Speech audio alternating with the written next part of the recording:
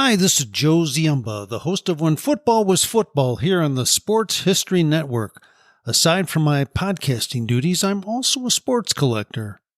And as such, I'm very pleased to share the exciting news that the Sports History Network has partnered with Rochester Sports Autographs, the largest JSA authenticated autograph distributor in the United States, where you can get deals on over 30,000 autograph sports collectibles.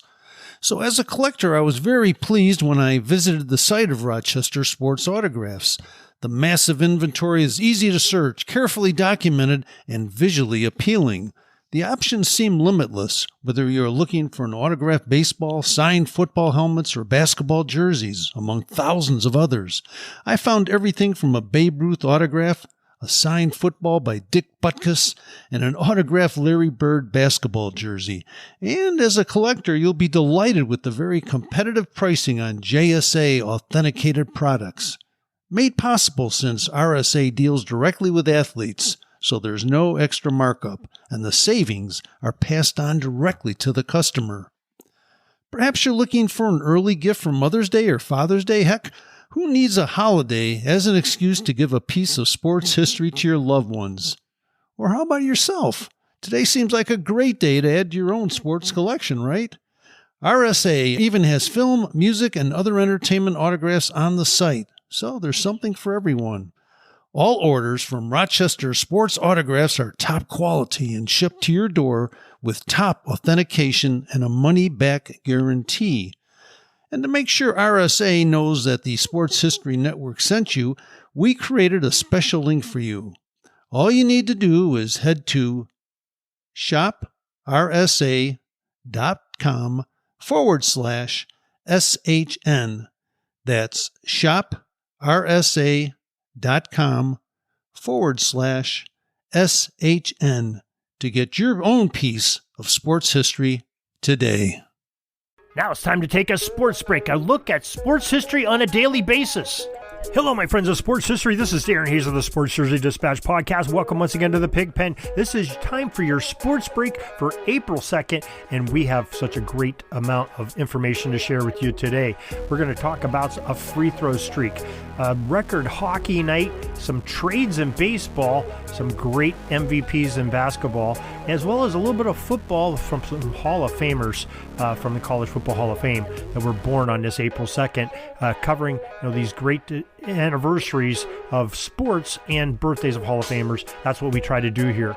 And we're going to start off in the realm of hockey. On April 2nd, 1969, number 7, Phil Esposito and his Boston Bruins teammates made history by defeating the Toronto Maple Leafs on a score of 10-0 in the Stanley Cup playoff finals. Now, Esposito, a star player for the Bruins, scored a power play hat-trick, contributing to the team's record-breaking 6 power play goals. You don't want to make a penalty against that team, that's for sure, and be a man down. However, the Leafs' Forbes Kennedy also made headlines by setting a playoff record for the most penalties in one game, with a total of 8 penalties for 38 minutes in the penalty box. He got to know those judges there in the penalty box quite well. He had 4 minors, 2 majors, a misconduct, and a game misconduct. Unsurprisingly, the Bruins went on to sweep the Leafs 4-0 and take that Stanley Cup series. Now, in the basketball realm, we had an event that happened on April 2nd, 1993. Cleveland Cavaliers guard Mark Price had a string of 77 consecutive sunk shots from the charity stripe. Yeah, the free throws were flowing from Mark Price. Well, he missed one, and it ended up being one shy of the then NBA record of Calvin Murphy's 78 straight free throws. Gosh, I'd get so close and not get to that precipice, but what a great streak that is by Mark Price back in 1993. Now, in the baseball front, we had April 2nd, 1976. It would be a very impactful trade occurred in Major League Baseball. The Oakland Athletics sort of broke up their dynasty. They traded players number 9, Reggie Jackson, and Ken Holtzman, together with a minor league pitcher, to the Baltimore Orioles for outfielder Don Baylor and a couple of pitchers, Mike Torres being one of them, Paul Mitchell being the other. And we know that Reggie went on to have a great season with the Orioles, and the next season he was a New York Yankee, and they were in the World Series winning it a couple years in a row. Mr. October strikes again. Also on this day, April 2nd, 1975, the great center, Bob McAdoo of the Buffalo Braves, ended up winning the NBA MVP honors for the 74-75 season. He had a great season, 2,831 points, which was 34.5 points per game, leading the league in both of those. He wore number 11 with the Braves, and what a player he truly was in Bob McAdoo. Now, before we go further, I want to give you a little sneak peek of what we've got going on here at the Sports Jersey Dispatch podcast. Tomorrow, April 3rd, we are going to have a very special interview with an author named Dave Jordan, who co-wrote a book, the biography of Dave Parker, and Dave Parker was his co-author. It's called Cobra. It was up as a finalist for the Casey Awards for the best historical baseball book of 2021. And Dave is very candid and has some great stories to share about the Cobra, Dave Parker, and his time with the Pirates and a little bit with the Oakland Athletics as well. So here's a sneak peek of Dave talking about a particular instance where Dave Parker was in the running for the right field job and absence after Roberto Clemente had tragically died. So here's Dave Jordan. We started talking about all of the moving parts of who was going to replace, the departed Roberto in right field for the Pirates in '73. And it's a story involving Milt May, involving Sanguin, involving the rookie Richie Zist, Gene Clines, and numerous other minor leaguers who never quite made it. But it was an article that we ended up getting published in Sporting News to large acclaim. And Parker started receiving all these accolades from friends and family, former teammates. Everybody loved the article. And it was called Brother, Brother, Brother.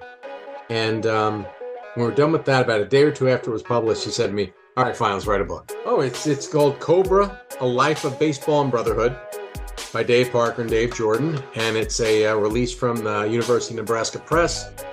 Interview is so good. That was Dave Jordan talking. A little excerpt that we took as a sneak peek of our interview. We're going to be airing the full thing tomorrow on April 3rd of Dave Jordan and his book, along with Dave Parker, on Cobra, the definitive history of Dave Parker and what a career he had in Major League Baseball history. I think you're really going to enjoy it. He is very well spoken and very well read, too, in his book. So stay tuned for that tomorrow. Now, let's get back into some of these birthdays. Now, we have a College Football Hall of Fame birthday. This is going way back. April 2nd, 1871, Clifton, New Jersey, was the great tackle, Harvard University, played from 1890 to 1893, Marshall Newell. Now, Marshall, according to his bio on the National Football Foundation's website, says that he was a gentle and compassionate man, and the players called him Ma because he often took lonely, confused underclassmen under his wing and helped them adjust to college life when they were away from their homes for the first time. Now, on the football field, he morphed into a fierce monster. His leg strength and drive, as well as his passion to compete, his tasks were seldom paralleled. The man had an iron grip, as well as seldom could a runner escape him once the bear trap hands just clasped around him.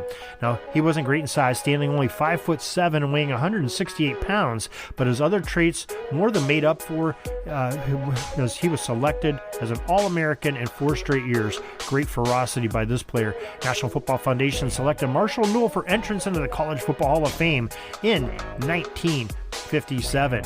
Now, joining him, and we got over on PigskinDispatch.com, we cover a lot of these great Hall of Fame birthdays, and we also have the birthdays of halfback Harold Weeks, who is also in the College Football Hall of Fame. Arnie Erber, who was born April 2nd, 1910, outstanding early quarterback of the Green Bay Packers, was born on this day, and got some great excerpts on him, as well as a Stanford Cardinal halfback Hugh Gallarno was born on this day, College Football Hall of Famer for him. April 2nd, 1930, another Stanford player, Bill McCall, arrived in his life, and he played for the Cardinals of Stanford, 1949-1951, College Football Hall of Fame for him. On April 2nd, 1947, Arizona State running back Ron Pritchard was born, and Pritchard played for the Sun Devils for great times, or led them in tackles, interceptions season 1968, and earned the team's MVP award. Ended up going on with the Houston Oilers, and played a little bit with the Cincinnati Bengals. Had his career cut short a little bit with a knee injury, but went into the College Football Hall of Fame in 2003. And April 2nd, 1965, the great Syracuse quarterback Don McPherson was born, and he won over 18 National Player of the Year honors during his collegiate career. And McPherson's many honors included Davey O'Brien National Quarterback Award, Maxwell Player of the Year, and the inaugural Johnny Unitas Golden Arm Award. He's also garnered a unanimous first-team All-American laurels and finished second in the 1987 Heisman balloting. Don McPherson received the great honor of being selected to go into the College Football Hall of Fame in 2008. He played 4 years in the NFL, 3 seasons in the Canadian Football League, and later found Sports Leadership Institute at Adelphi. Some great things there from our College Football Hall of Famers and Pro Football Hall of Famers when you look at Arnie Arbor. Just some great stuff we have going on. We have much more on Sports Jersey Dispatch and Pigskin Dispatch for this April 2nd. Make sure you check out those websites every day, as we have something new popping up and giving you the history of sports and football on Pigskin Dispatch. So we hope you enjoy that, and stay tuned. We have a lot of great things coming up this week. Like we talked to Dave Jordan on the Dave Parker book coming up. We also told you the other day that we have Jeff Miller coming on to talk about Glenn Pop Warner, the great gridiron coach. It's his birthday we're going to celebrate on April 5th, so that's Wednesday, and we'll have some more sneak peeks on that, and we have lots more coming up for you this week with some great interviews, so stay tuned. This is the Sports Jersey Dispatch. Enter Sports Break. Have a great sports history day. Sorry, but my pitching coach just called timeout, and he's coming out to the mound. I think I'm going to get yanked for a reliever. We'll see you back tomorrow for some more great sports history on Sports Jersey Dispatch Podcast. We invite you to check out our websites, jerseydispatch.com and pigskinddispatch.com. Not only see the daily sports history, but to experience the preservation of great events and people that play the games. Find us on Pigskin Dispatch. There's also on social media outlets of Facebook, Twitter, Instagram, and don't forget the Pigskin Dispatch YouTube channel to get all your daily sports history. Pigskin Dispatch is happy to be associated with the Sports History Network, the sports headquarters of yesteryear, found at sportshistorynetwork.com. This podcast is part of the Sports History Network, your headquarters for the yesteryear of your favorite sport. You can learn more at sportshistorynetwork.com.